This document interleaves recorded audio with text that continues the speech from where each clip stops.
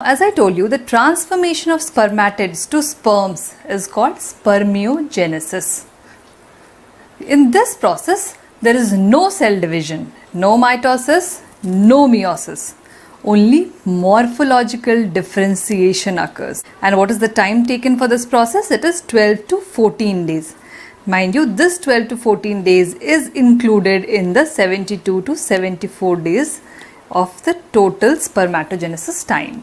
Now we'll see that what parts in the spermatids result in the what parts in the sperms. Now the nuclear material in the spermatid, it leads to the formation of head. The Golgi bodies, they form the acrosomal cap, and the mitochondria, it forms the middle piece, and the tail or the axial filament is formed by the microtubule or the centriole. Now, as in a normal cell, what do you find is lacking in the spermatid?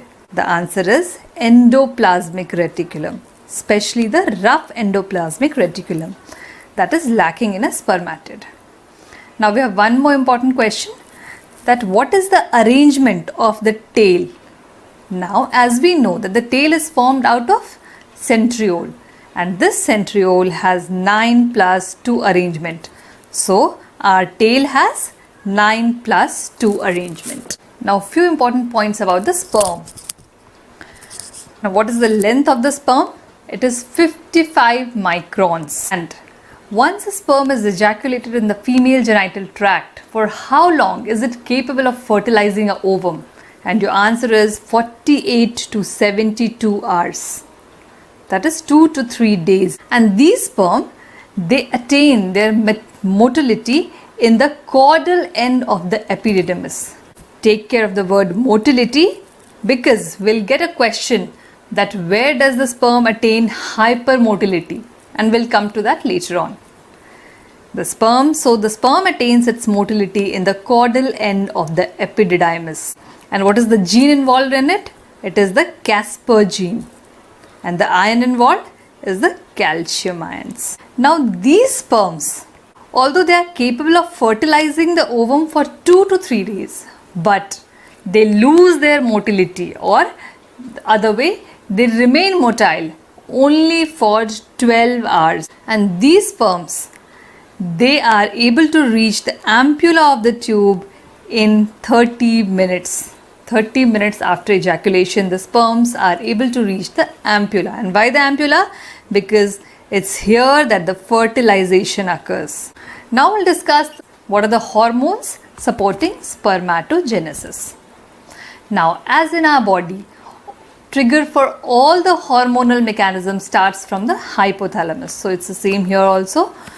The hypothalamus is triggered and it leads to the release of GnRH, that is the gonadotropin releasing hormone, from the arcuate nucleus of the hypothalamus in a pulsatile fashion.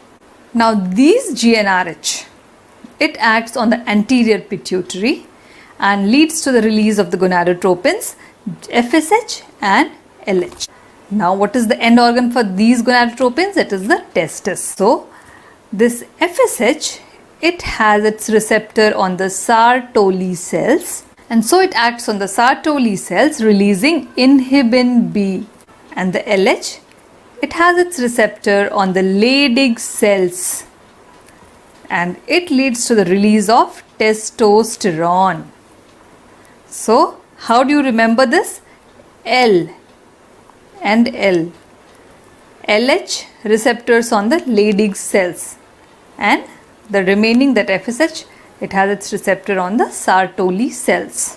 Now this inhibin B and this testosterone, they have negative feedback action on the anterior pituitary as well as the hypothalamus, and so they inhibit the release of GnRH and LH and FSH. Now this testosterone, it is the main hormone involved in the spermatogenesis, but LH and FSH, they are the accessory hormones responsible for spermatogenesis. So if your question is the main hormone needed for spermatogenesis, your answer will be testosterone.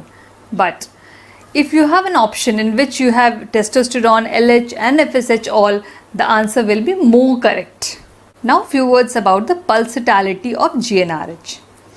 Now what is the transmitter involved in the pulsatility of GnRH?